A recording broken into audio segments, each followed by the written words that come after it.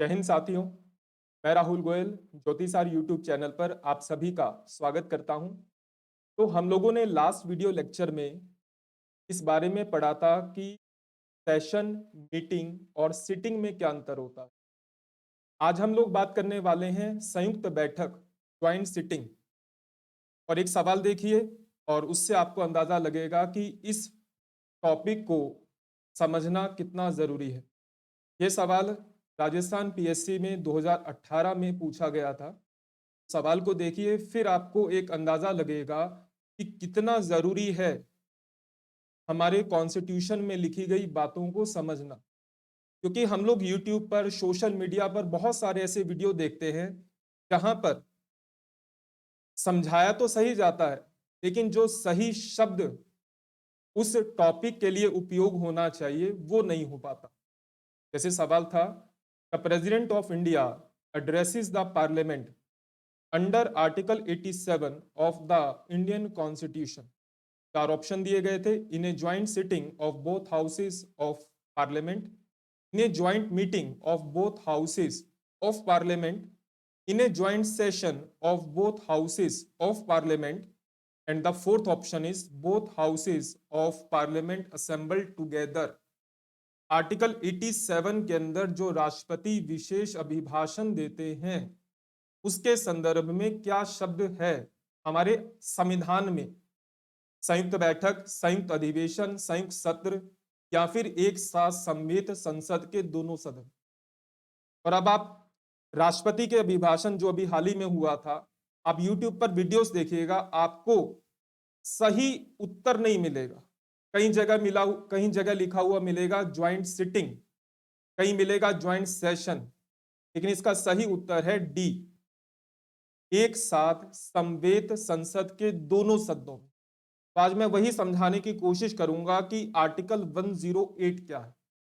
Article 108 संयुक्त बैठक के बारे में बताता है, जिसके बारे में आप बहुत सारी बातों को जानते होंगे कि आर्टिकल 108 संयुक्त बैठक के बारे में बताता है। राष्ट्रपति संयुक्त बैठक बुलाता है, लोकसभा के अध्यक्ष संयुक्त बैठक की अध्यक्षता करते हैं, धन विधेयक और संविधान संशोधन विधेयक पर संयुक्त बैठक नहीं बुलाई जाती, संयुक्त बैठक में साधारण बहुमत से निर्णय लिया जाता है, फलाना ढिमकाना। तो आज हम लोग डिटेल से समझेंगे कि संयुक्त बैठक होती क्या है, क्यों आर्टिकल 87 से उसको जोड़कर गलत बताया जाता है। तो संयुक्त बैठक के बारे में हम लोग तीन चीजों को पढ़ेंगे। सबसे पहले कि क्या है, दूसरा संवैधानिक प्रावधान, जिसमें हम लोग आर्टिकल 88, 107, 108 और 118 पर बात करेंगे, और आखिरी में कुछ इंपॉर्टेंट फैक्ट्स पर बात करेंगे। तो सबसे पहले कि संयुक्त बैठक क्या है, आसान भाषा में यानी बिल्कुल जनरल भाषा में कि क्या है, solution to remove the deadlock in passing the bill in both the houses of the Parliament. संसद के दोनों सदनों में विधेयक पास करने के गतिरोध को दूर करने का उपाय है। अब ये क्या है समझते हैं। तो पार्लियामेंट, पार्लियामेंट तीन अंगों से मिलकर बनती है, president of India, Rajya Sabha, Lok Sabha. यानी संसद के तीन अंग होते हैं, राष्ट्रपति, लोकसभा, राज्यसभा। हमारे यहाँ बिल, एक्ट कैसे बनता है, विधेयक, कानून कैसे बनता है, जब वह संसद के दोनों सदन, संसद के दो सदन कौन कौन से हैं, लोकसभा और राज्यसभा, दोनों से पास हो जाए, राष्ट्रपति भी उसे स्वीकार कर ले, तब वो बनता है अधिनियम। ये आप लोग जानते भी होंगे, नहीं जानते तो इस बात को समझो कि कोई भी बिल, एक्ट कैसे बनता है, जब वो पार्लियामेंट के दोनों सदनों से पास हो जाता है और राष्ट्रपति उसे अपनी स्वीकृति प्रदान करते हैं, तब वो बिल बन जाता है एक्ट। अब हम समझते हैं कि ज्वाइंट सिटिंग क्या है। मान लीजिए कि एक हाउस यानी हाउस ऑफ पीपल, लोकसभा ने किसी बिल को पास कर दिया, राज्यसभा ने नहीं किया, या राज्यसभा ने किसी बिल को पास कर दिया, लोकसभा ने नहीं किया, यानी क्या हो गया है, गतिरोध हो गया है, डेडलॉक हो गया है। किसी विधेयक को लेकर संसद के दोनों सदनों के बीच में क्या हो गया है, गतिरोध, डेडलॉक हो गया है। गतिरोध होने के तीन कारण बताए गए हैं। पहला, रिजेक्ट कर दिया, एक सदन ने पास किया, दूसरे सदन ने रिजेक्ट कर दिया कि मुझे नहीं पास करना, तो क्या हो गया, डेडलॉक हो गया, अब वो बिल, एक्ट नहीं बन पाएगा।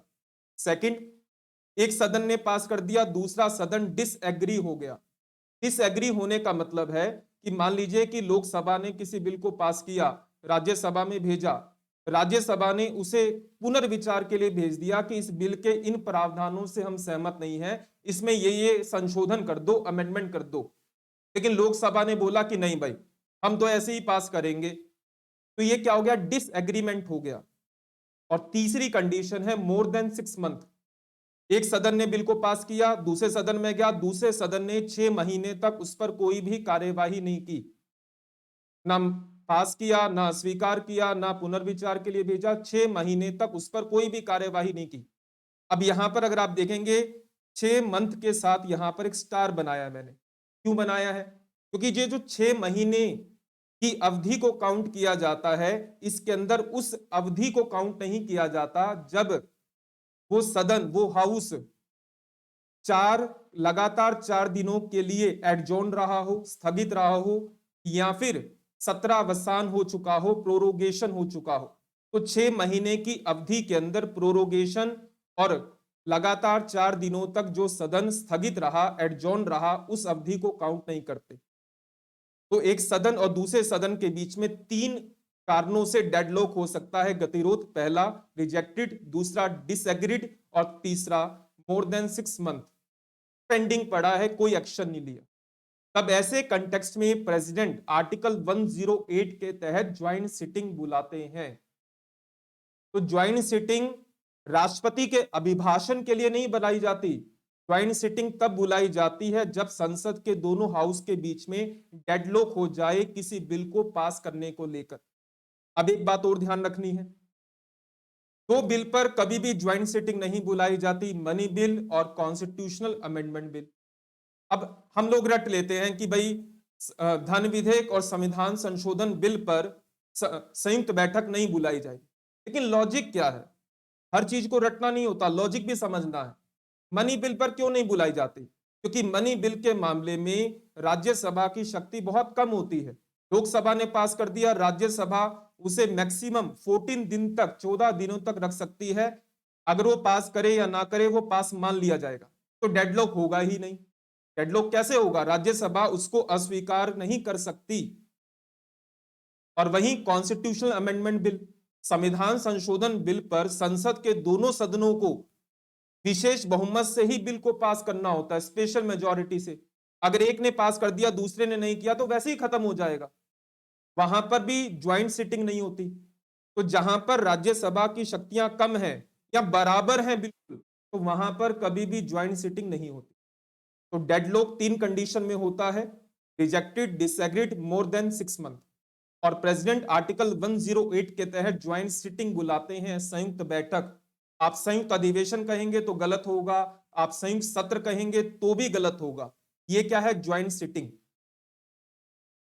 हम समझते हैं कि कॉन्स्टिट्यूशनल प्रोविजन क्या है।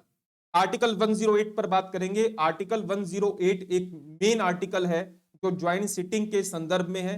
आर्टिकल 108 के अंदर 5 क्लॉजेस दिए गए हैं। एक एक कर आसान भाषा में समझाने की कोशिश करता हूं। सबसे पहले आर्टिकल 108 क्लॉज नंबर 1 ये कहता है कि अगर कभी भी वो जो 3 कंडीशन मैंने बताई, कौन कौन सी, रिजेक्ट कर देना, डिसएग्री हो जाना, मोर देन 6 मंथ हो जाना, तब राष्ट्रपति आर्टिकल 108 क्लॉज नंबर 1 के तहत ज्वाइंट सिटिंग बुलाता है। अगर मान लीजिए कि पार्लियामेंट सेशन में है तो संदेश देगा, मैसेज करेगा। अगर पार्लियामेंट सेशन में नहीं है तो पब्लिक नोटिफिकेशन के माध्यम से ज्वाइंट सिटिंग बुलाई जाती है। ध्यान में रखिएगा, अगर पार्लियामेंट सेशन में है तो मैसेज के द्वारा, क्योंकि प्रेसिडेंट को संदेश भेजने का अधिकार है।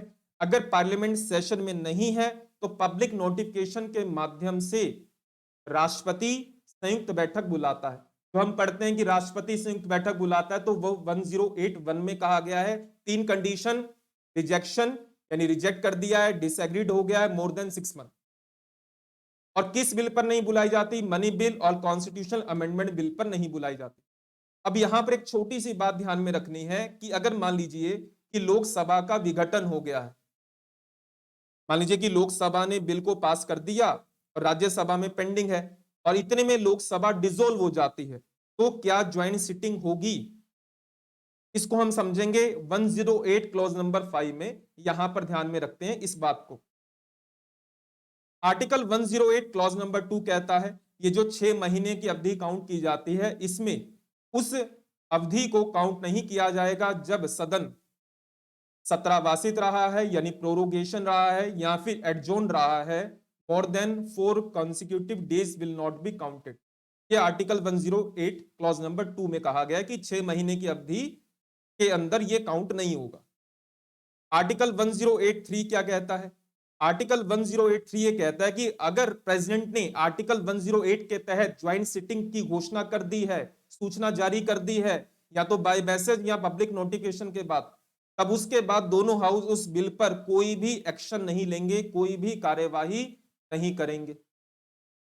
चौथा, 108 क्लॉज नंबर 4 कहता है कि संयुक्त बैठक में जो भी निर्णय लिया जाएगा वो सिंपल मेजॉरिटी से लिया जाएगा।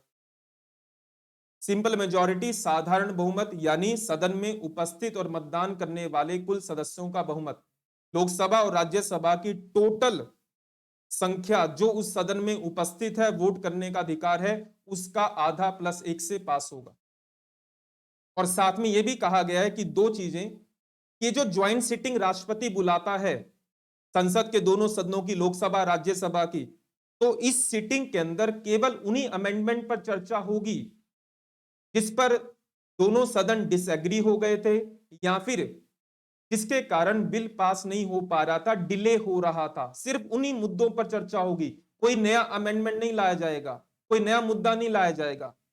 जिसके कारण बिल को पास करने को लेकर डिसएग्रीमेंट हुआ था, जिस अमेंडमेंट्स को लेकर यहां डिले हुआ था, केवल उसी कंटेक्स्ट में संयुक्त बैठक में ज्वाइंट सिटिंग में डिस्कशन और वोटिंग होगी।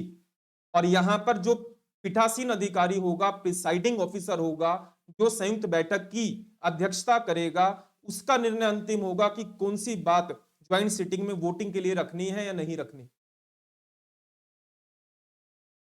और आर्टिकल 1085 जो मैंने कहा था कि ध्यान में रखना स्टार्टिंग में, अब यहां पर ध्यान में ये रखना है कि अगर मान लीजिए कि लोकसभा डिसोल्व हो जाती है, मान लीजिए कि लोकसभा ने बिल को पास कर दिया, राज्यसभा में पेंडिंग है, और इतने में लोकसभा डिसोल्व हो जाती है, भंग हो जाती है, तो क्या ज्वाइंट सिटिंग होगी या जो बिल था वो लैप्स हो जाएगा? अगर प्रेसिडेंट ने लोकसभा के डिसॉल्व होने से पहले ज्वाइंट सिटिंग का सूचना जारी कर दी है, तब वो बिल लैप्स नहीं होता, तब बैठक होगी तो वो भंग की गई लोकसभा की ही बैठक होगी। यानी कहने का अर्थ यह है कि अगर लोकसभा के डिसॉल्व होने से पहले प्रेसिडेंट ने ज्वाइंट सिटिंग की घोषणा कर दी है तो ज्वाइंट सिटिंग जरूर होगी। अगर मान लीजिए कि लोकसभा पहले डिसॉल्व हो गई और राष्ट्रपति बाद में संयुक्त बैठक की घोषणा करता है, तब नहीं होगी। डिसॉल्व होने से पहले अगर प्रेसिडेंट ज्वाइंट सिटिंग की घोषणा कर देता है तो संयुक्त बैठक जरूर होगी, चाहे उसके बाद लोकसभा डिसॉल्व ही क्यों ना हो जाए। और इसी को 1085 को 107 क्लॉज नंबर 5 के साथ जोड़कर पढ़ा जाता है। आर्टिकल 107 ये बताता है कि कौन कौन से बिल लैप्स हो जाते हैं लोकसभा के डिसॉल्व होने पर, तो 1085 को 1075 के साथ जोड़कर पढ़ा जाता है। अब करते हैं आर्टिकल 118 3 और 4 के बारे में बात, जिसको सामान्यतः नजरअंदाज कर दिया जाता है। आर्टिकल 118 4 ये कहता है कि संयुक्त बैठक की अध्यक्षता लोकसभा के अध्यक्ष करेंगे, तो हम लोग हमेशा याद रखते हैं। आर्टिकल 118 3 कहता है कि राष्ट्रपति लोकसभा के अध्यक्ष और राज्यसभा के सभापति के साथ मिलकर ज्वाइंट सिटिंग के रूल, रेगुलेशन, प्रोसीजर, नियम सब बनाएगा। और उसी के अंदर यह कहा गया है कि अगर लोकसभा का अध्यक्ष अब्सेंट है तो लोकसभा का डेप्यूटी स्पीकर, अगर लोकसभा का डेप्यूटी स्पीकर भी अब्सेंट है तो राज्यसभा का जो वाइस डेप्यूटी चेयरमैन है यानी उपसभापति है वो अध्यक्षता करेगा। ये हमारे कॉन्स्टिट्यूशन में नहीं लिखा कि लोकसभा का अध्यक्ष अनुपस्थित है तो डेप्यूटी स्पीकर करेगा, डेप्यूटी स्पीकर अब्सेंट है तो डेप्यूटी चेयरमैन करेगा। ये हमारे कॉन्स्टिट्यूशन में मेंशन नहीं है। ये आर्टिकल 118 क्लॉज नंबर 3 के तहत प्रेसिडेंट ने लोकसभा के स्पीकर और राज्यसभा के चेयरमैन के साथ मिलकर ये नियम बनाया है, ये प्रक्रिया के नियम बनाए गए हैं ज्वाइंट सिटिंग के कंटेक्स्ट में। तो ये ध्यान में रखिएगा इसके अलावा संयुक्त बैठक जो होती है ज्वाइंट सिटिंग, उसमें वही रूल नियम फॉलो किए जाते हैं जो लोकसभा के नियम होते हैं। बाकी संदर्भ में कोरम 1/10 रहता। तो अध्यक्षता लोकसभा के अध्यक्ष करेंगे, राष्ट्रपति स्पीकर और चेयरमैन के साथ मिलकर नियम बनाएगा। अध्यक्ष अनुपस्थित है तो उपाध्यक्ष, उपाध्यक्ष अनुपस्थित है तो राज्यसभा का सब उपसभापति, उपसभापति अनुपस्थित है तो जो बैठक में लोग बैठे हैं, मेंबर बैठे हैं, वो डिसीजन करेंगे। अब यहां पर ध्यान में रखिएगा, राज्यसभा का सभापति ज्वाइंट सिटिंग में अध्यक्षता नहीं करता क्योंकि वो राज्यसभा का मेंबर नहीं होता, वो वाइस प्रेसिडेंट होता है। कुछ अदर फैक्ट, अगर आपसे पूछा जाए कि provision for joint sitting of parliament, पहली बार संयुक्त बैठक का प्रावधान किस अधिनियम में था, तो गवर्नमेंट ऑफ इंडिया एक्ट 1935 में था। संयुक्त बैठक का प्रावधान किस देश के संविधान से प्रभावित है, तो ऑस्ट्रेलिया के संविधान से प्रभावित है। आर्टिकल 88 कहता है कि मंत्री हो या फिर हमारे महान्यायवादी हो, उन्हें संयुक्त बैठक में भाग लेने का, बोलने का अधिकार होता है। वोट करने का अधिकार अटॉर्नी जनरल ऑफ इंडिया को नहीं होता। अब तक भारत में 3 बार संयुक्त बैठक हो चुकी है जो सक्सेसफुल रही। पहला डाउरी प्रोहिबिशन बिल, दूसरा बैंकिंग सर्विस कमीशन बिल और तीसरा प्रिवेंशन ऑफ टेररिज्म बिल। पहली बैठक हुई थी 6 मई 1961 में, दूसरी हुई थी 16 मई 1978 में, तीसरी हुई थी 26 मार्च 2002 में। ये 3 ऐसी संयुक्त बैठक हुई जहां पर इन बिल को पास किया गया, यानी डेडलॉक हो गया था। वापस से इस सवाल पर आते हैं। भारतीय संविधान के अनुच्छेद 87 के अंतर्गत भारत का राष्ट्रपति अभिभाषण देता है। तो यूट्यूब पर डालोगे, सोशल मीडिया पर जाओगे तो आंसर मिल जाएगा ज्वाइंट सिटिंग, कई जगह मिलेगा ज्वाइंट सेशन, पर वो गलत है। इस बात को ध्यान में रखो, ज्वाइंट सिटिंग का जो कंसेप्ट है वो डेडलॉक को दूर करने के लिए है, वो राष्ट्रपति के विशेष अभिभाषण के लिए नहीं है।